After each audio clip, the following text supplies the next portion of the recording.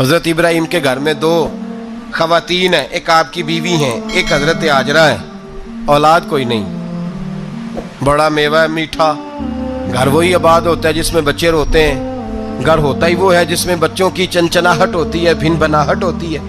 حضرت ابراہیم نے ایک بچہ روتے ہوئے دیکھا تو آنکھوں میں آنسو آئے، کہنے لگے ربی حب لی من الصالحین، یا اللہ مجھے بھی نیک اولاد عطا کر دے۔ حضرت سارہ نے سن لیا، کہنے لگی ابراہیم شاید میرے بطن سے تو آپ کو نصیب نہیں، ہاجرہ سے نکاح کر لو۔ جناب ہاجرہ سے نکاح ہوا۔ اللہ تو بڑا بے نیاز ہے، رب کریم نے حضرت اسماعیل جیسا خوبصورت بیٹا عطا فرمایا۔ بیٹا کالا سیاہ بھی ہو تو سینے کی ٹھنڈک ہوتا ہے، پر یہ تو وہ بیٹا ہے جس کی پیشانی میں نور محمدی چمکتا ہے صلی اللہ علیہ وسلم۔ حضرت سیدنا اسماعیل علیہ اتنے خوبصورت، اب جس بیوی کے ہاں بیٹا تھا، بیٹھنا اٹھنا بھی زیادہ اس کے پاس، آنا جانا بھی اس کے پاس، توجہ ادھر ہو گئی۔ جناب سارہ رشک کرنے لگی، ایک دن کہنے لگی اسے چھوڑ آ جنگل میں، وادی غیر ذی زرع، مکے کے پاس۔ بھائی ایک بیٹا عالم دین بنا لو، کہنے لگا روٹی کہاں سے کھائے گا؟ تیرے 5 بیٹے ہیں، کو حافظ قرآن بنا، کہتے روٹی کہاں سے کھائے گا؟ وہ بچہ بھی کہتا ہے میں کہاں سے کھاؤں گا؟ حضرت ابراہیم علیہ السلام تو چند مہینے کا بچہ چھوڑ آئے، تو کہاں سے روٹی کھائی حضرت اسماعیل نے؟ کہاں سے کھائی ان کی اماں نے روٹی؟ بھوکے مر جاتے ہیں یہ سارے۔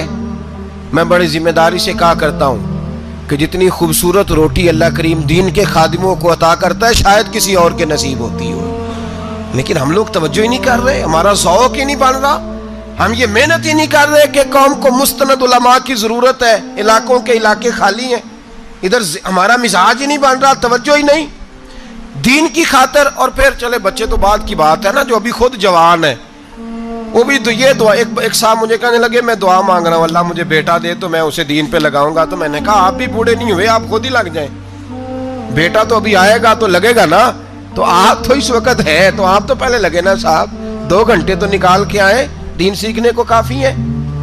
آپ اتنی لمبی سوچ رہے ہیں کہ بچہ آئے گا تو بڑا ہوگا تو وہ جائے گا تو دیکھی جائے گی، ابھی تو آپ ہیں تو آپ تو آؤ۔ حضرت ابراہیم نے بچہ وہاں چھوڑا۔ یہاں سے جو عمرہ کرنے لوگ جاتے ہیں نا، جو حج کرنے جاتے ہیں، ان کو پتہ ہے کہ وہاں دنیا کی ہر نعمت ملتی ہے، پھر بھی ڈبل ٹرپل پیسے لوگ جیبوں میں ڈال کے جاتے ہیں۔ حضرت ابراہیم جب وہاں لے کے گئے تو کوئی انسان نہیں تھا، پانی کا قطرہ نہیں تھا، 2 کلو کھجوریں، ایک مشکیزہ، بیوی کو تھمایا۔ ہمارے گھر میں ہزاروں چیزیں پڑی ہیں، لیکن وہ جو توکل ہے نا وہ ختم ہو گیا ہے۔ اللہ دے گا، حلال حلال پہ قناعت کرے، جائز جائز پہ بھروسہ کرے، رب کریم عطا کرنے والا ہے، وہ مزاج ختم ہو گیا۔ حضرت سیدنا ابراہیم علیہ السلام 2 کلو کھجوریں، ایک مشکیزہ پانی کا دے کر کے، اور وہاں بٹھایا آپ نے اپنے بچے کو اور اپنی زوجہ جناب ہاجرہ کو، اور بٹھا کر کے یہ واپس پلٹنے لگے تو حضرت ہاجرہ سلام اللہ علیہ نے آواز دی، کہا ابراہیم کس کے سہارے پہ چھوڑ کے جا رہے ہیں؟ جہاں آب زمزم کا کنواں ہے نا، جو لوگ گئے ہیں جنہوں نے صفا مروہ کی صحیح کی ہے، صفا مروہ سے باہر نکلے نا، سرکار کی ولادت کا مقام ہے، اس جگہ پہ آب زمزم کا کنواں تھا، وہاں حضرت سیدنا ہاجرہ کو بٹھایا، کوئی چیز نہیں، کوئی درخت نہیں، کوئی کھیت نہیں، کوئی پانی نہیں، کوئی کنواں نہیں، وہاں بٹھایا، اور بٹھا کر کے نکلنے لگے تو جناب ہاجرہ فرمانے لگی ابراہیم کس کے سہارے پہ چھوڑ کے جا رہے ہو؟ کہنے لگی اللہ کے سہارے پہ۔ تو پاک باز بی بی نے ایک لفظ پوچھا، کہا ابراہیم یہ میرے رب کا حکم ہے، یہ میرے، بس جن کا عقیدہ توحید مضبوط ہو ان کے لیے ایک جملہ کافی ہوتا ہے، یہ میرے اللہ کا حکم ہے۔ تو جناب ابراہیم علیہ السلام فرمانے لگے ہاجرہ ہاں رب کا حکم ہے۔ جب یہ لفظ کہے تو چاہیے تھا نا حضرت ابراہیم تسلی دیتے، تو بی بی صاحبہ تسلی دینے لگی، عرض کرنے لگی ابراہیم اگر اللہ کا حکم ہے تو پھر آپ ہماری فکر نہ کرنا، اگر یہ رب کا حکم ہے تو پھر ہماری فکر نہ کرنا، جس رب نے ہمیں یہاں تک پہنچایا ہے وہ ہمیں کبھی بھی ضائع نہیں فرمائے گا، پھر فکر نہ کرنا۔ حضرت ابراہیم آ گئے، بات آپ نے سنی ہوئی ہے، اشارہ کرنا مقصود ہے۔ 13 سال میں چلے مان بھی لیا جائے بعض روایات کی روشنی میں کہ آتے جاتے بھی رہے، لیکن مکمل دیکھ بھال اپنے بچے کی پرورش میں پورا حضرت ابراہیم علیہ السلام کا کردار، سارا کردار ماں کا تھا۔ میں جب خواتین کے بارے میں کوئی بات کرتا ہوں تو میں آپ کو اکثر کہتا ہوں کہ یہ صرف بیوی کے لیے حکم نہیں ہوتا، یہ ٹریننگ بیٹی کو دینی ہے اور بہن کو دینی ہے، یہ تربیت کریں اپنے گھر میں۔ میں تجربے کی روشنی میں یہ بات عرض کیا کرتا ہوں کہ بھائی بچے باپ کے فرما بردار اس وقت ہوتے ہیں جب اماں انہیں باپ کا فرما بردار کرتی ہے، اور بچے باپ کے نافرمان بھی تب ہوتے ہیں جب اماں انہیں باپ کا۔ میں نے اپنے کانوں سے سنا ایک دفعہ ایک بچہ اپنے باپ سے کہہ رہا ہے آپ نے تو ساری زندگی باہر گزار دی، پیسے کمانا کون سا مشکل کام ہے، دکھ سکھ تو سارے اماں نے برداشت کیے، سکولوں میں وہ جاتی تھی، فلانا کام وہ کرتی تھی، فلانا کام۔ اب یہ سوچ اس کی ذاتی تو نہیں، یہ اس کو دی گئی ہے، اور اگر اس کو یہ سوچ دے دی جائے کہ اماں کہے کہ میں تو اپنوں میں رہی ساری زندگی، میں نے تو اپنوں میں وقت گزارا، اور تیرا باپ تو کئی دفعہ جنازے بھی نہیں پڑھ سکا، اس نے تو ماں باپ ایسے دفن کر دیے، وہ اگر یہ سوچ فراہم کرے تو پھر بچہ باپ کا فرما بردار ہوتا ہے۔ اور یہ والی روایتیں ہم بیوی کو سناتے ہیں، حالانکہ کس کو سنانی چاہیے؟ بولیے، بہن اور بیٹی کو، بہن اور بیٹی کو سنائیں یہ باتیں، ان کو سمجھائیں تاکہ آگے جا کے وہ جو گھر ترتیب دیں وہ گھر بڑا عمدہ اور نکھرا ہوا ہو۔ حضرت سیدنا ابراہیم 13 سال کے بعد آئے، چونکہ گھر میں اللہ تبارک و تعالیٰ کی دوستی کا چرچا تھا، اللہ تبارک و تعالیٰ کی محبوبیت کا غلبہ تھا۔ 13 سال کے بعد فلما بالغ معہ سعیا، بیٹا جب اتنا بڑا ہوا کہ ساتھ چلنے لگا تو حضرت ابراہیم نے اپنے بیٹے کو بلا کے کہا بیٹا مجھے خواب آئی ہے، میں تجھے ذبح کر رہا ہوں، تیری کیا رضا ہے؟ تو حضرت اسماعیل کہنے لگے یا ابت افعل ما تؤمر، ابا جی اللہ جیسے حکم دیتا ہے میرے ساتھ ویسے ہی کریں، جیسے اللہ حکم دیتا ہے ویسے ہی، بولیے، ویسے ہی کریں۔ حضرت حاجرہ کو کہا کہ ایک دوست نے دعوت کی ہے تو وہاں جا رہے ہیں، بی بی مطمئن ہے، تفصیلات کی ضرورت نہیں، ختم بات، اعتبار ہے، مطمئن ہو گئی۔ شیطان پیچھے سے آیا اماں کے پاس، ذرا تھوڑی دیر کے لیے تصور جمائیے، یہاں تو پڑوسن آ کے کوئی بات بتا دیتی ہے خاوند کے بارے میں تو کئی مہینے جھگڑا جاری رہتا ہے، پڑوسن محلے دار۔ شیطان نے آ کے بتایا لفظ کیا ہے؟ کہا حاجرہ تمہیں پتا ہے کہاں جا رہے ہیں؟ کہا دوست کی دعوت میں۔ تو کہنے لگے دوست کون ہے؟ رب کریم، اور ابراہیم کا خیال ہے کہ اس رب نے مجھے حکم دیا ہے کہ میں ذبح کروں۔ تو حضرت حاجرہ کہنے لگی کبھی باپ بھی بیٹے ذبح کرتے ہیں؟ تو شیطان کہنے لگا ان کا خیال ہے کہ ان کے رب نے حکم دیا ہے۔ تو جناب حاجرہ فرمانے لگی اگر رب نے حکم دیا تو پھر تو مجھے شیطان لگتا ہے، تو مجھے شیطان لگتا ہے۔ کہا کیا مطلب؟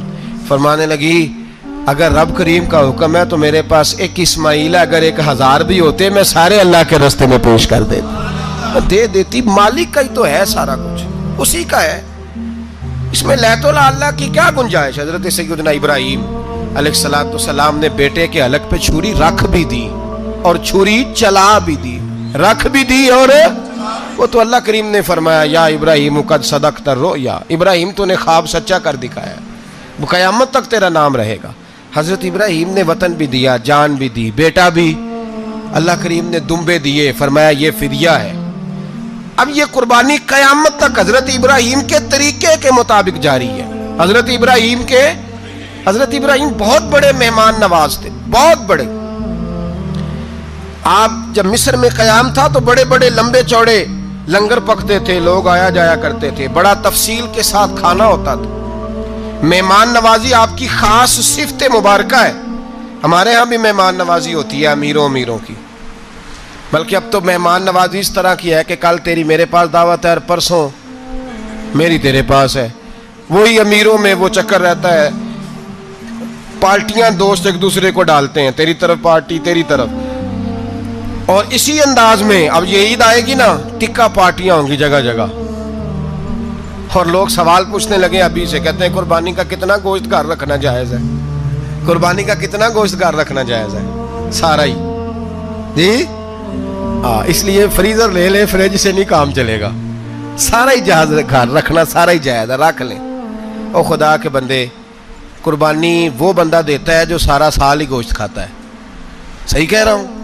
قربانی صاحب نصاب صاحب استطاعت بندہ دیتا ہے نا، تو وہ سارا سال ہی گوشت، تو سارا گھر میں رکھنا بھی جائز ہے، لیکن سارا دے دینا بھی تو جو آ رہی ہے اس پہ کیوں توجہ کرتے ہو؟ جو دوسرا جائز ہے اس پہ کیوں نہیں عمل کرتے؟ سارا تقسیم کر دیں، بات ختم ہوئی۔ یقین کریں محرم میں جا کے دوست ٹیلی فون کر کے سوال پوچھتے ہیں، کہتے ہیں صاحب سنا ہے قربانی کا گوشت محرم میں کھانا جائز نہیں۔ میں کہ نہیں، ربیع الاول چ بھی جائز جے، رجب رمضان تک کھاؤ، کوئی بندہ نہیں منع کرتا، اس لیے کہ کسی کو دینا تو پسند ہی نہیں۔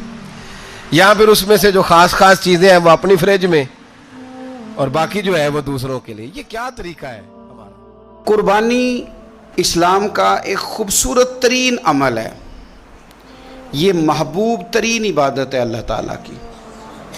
قربانی اپنی فضیلت کے لحاظ سے، عظمت کے لحاظ سے، اپنی بلندیوں کے لحاظ سے دین میں بڑا مقام رکھتی ہے، لیکن ہر چیز کا رنگ روپ بدل دیا جاتا ہے نا، چونکہ قربانی چلی آ رہی تھی حضرت ابراہیم خلیل اللہ علیہ السلام سے، تو اہل عرب جو تھے مشرکین مکہ قربانی کا تعارف وہ بھی رکھتے تھے، پر وہ قربانی کی حقیقت کو، قربانی کی حکمت کو، قربانی کے حسن کو، قربانی سے پھوٹنے والی روشنی کو سمجھنے سے ناآشنا تھے۔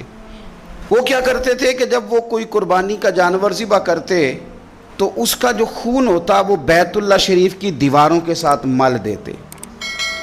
قربانی کے جانور کا جو گوشت ہوتا وہ لا کے بتوں کے سامنے رکھتے کہ یہ خون کعبے کی دیوار سے خون ملنے سے اور بتوں کے آگے گوشت رکھنے سے شاید ہماری قبولیت ہو جائے گی، ہم نے جانور ذبح کیا ہے۔ کمال ہے میرے رب کریم کی کتاب کا انداز بھی۔ قرآن مجید مختصر الفاظ کے اندر، مختصر جملوں کے اندر، اجمال کے اندر اتنی بڑی تفصیل بیان کر دیتا ہے کہ انسان کے ذہن کے، دل کے، دماغ کے دریچے کھل جاتے ہیں۔ اللہ کھانے پینے سے پاک ہے، بے نیاز ہے مالک۔ رب کریم نے فرمایا لن ینال اللہ لحومها، فرمایا ہرگز نہیں پہنچتا اللہ کی بارگاہ میں تمہارا گوشت، ولا دماؤها، اور نہ ان کے خون، نہ اس جانور کا گوشت اللہ کی بارگاہ میں پہنچتا ہے، نہ خون پہنچتا ہے۔ تو مالک پہنچتا کیا ہے؟ ولیکن ینالہ التقوی منکم، بلکہ رب کی بارگاہ میں تو تمہارے دلوں کا تقوی پہنچتا ہے۔ تمہارے دل میں کیا ہے، تم اپنے رب کی رضا کتنی چاہتے ہو، یہ بات جاتی ہے۔ گوشت اور خون تو یہاں رہ گیا، فرمایا نہ اللہ کی بارگاہ میں خون پہنچ رہا ہے جانور کا، نہ گوشت پہنچ رہا ہے، دل کا تقوی پہنچ رہا ہے۔ معنی کیا ہے کہ جانور خریدتے وقت بھی اپنے دل سے پوچھ لینا تیرا دل کیا کہتا ہے، نیت کس سے جانور تو لے رہا ہے، تیرا ارادہ کیا ہے، اور جب تو ذبح کرے تو بھی اپنے دل پہ توجہ رکھ، تیرے دل میں اس کے لیے کیا ہے، تیرے دل کے اندر تقوی کتنا ہے، اللہ کی رضا حاصل کرنے کا جذبہ کتنا ہے۔ اور جب تو اس کا گوشت بانٹے تو پھر بھی تیری نظر آنے والے بندے پر نہیں ہونی چاہیے، جس گھر میں گوشت جا رہا ہے اس گھر پر تیری نظر نہیں ہونی چاہیے، بلکہ تیری نظر تو رب کی رضا پہ رہنی چاہیے۔ اللہ کی بارگاہ میں جو چیز جائے گی وہ دل کا تقوی جائے گا، اپنے دل پر محنت کی جائے، دل کی خواہشات، دل کی نیتوں کو، ارادوں کو صحیح کیا جائے۔ ایک آیت نے سارا فلسفہ بیان کر دیا کہ نہ وہاں خون جاتا ہے نہ گوشت جاتا ہے، وہاں تو تمہارے دل کا تقوی جاتا ہے، تو جس چیز نے وہاں جانا ہے اس پر زیادہ توجہ ہونی چاہیے تھی، اس کا زیادہ خیال ہونا چاہیے تھا۔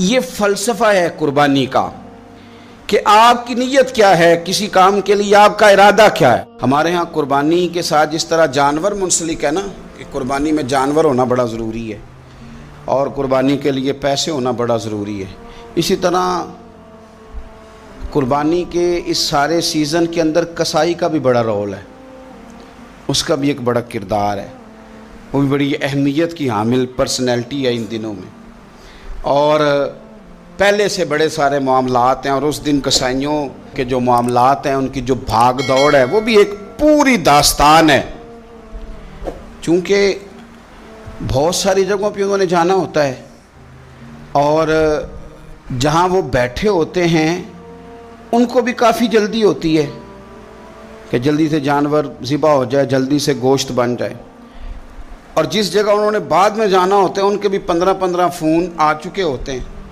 تو وہ جو خاص اسلام حکم دیتا ہے اس موقع پر، اور نبی پاک علیہ الصلوۃ والسلام کی جو خاص نصیحتیں ہیں اور حضور نے جو خاص احتیاطیں بتائی ہیں وہ احتیاطیں پوری نہیں ہوتی. دیکھیں آپ اس فلسفے کو سمجھیں کہ قربانی کی تعریف یہ ہے کہ مخصوص جانور مخصوص وقت میں اللہ کی رضا کے لیے ذبح کرنا ہے, اللہ کی رضا کے لیے.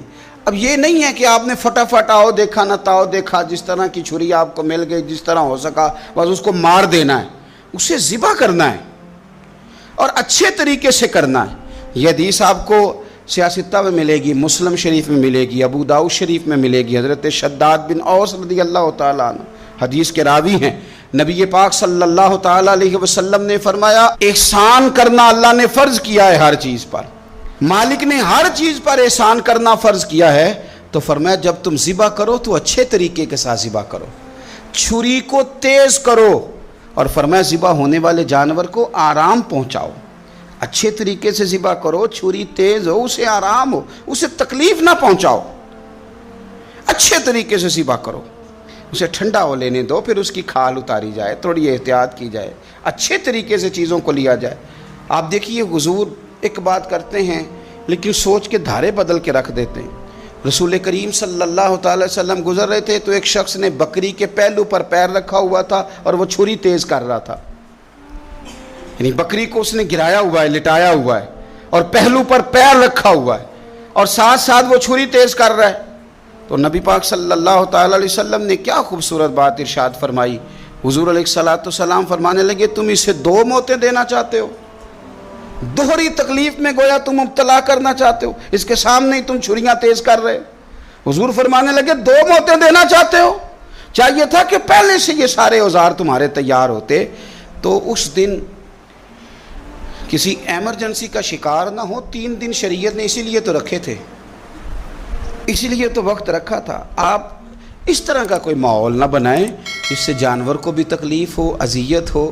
میں نے کہا کہ میرے کریم فرماتے ہیں رب نے ہر چیز پر احسان کرنا فرض کیا ہے. اچھے طریقے سے ذبح کریں, چھری کو تیز کریں, جانور کو آرام پہنچائیں.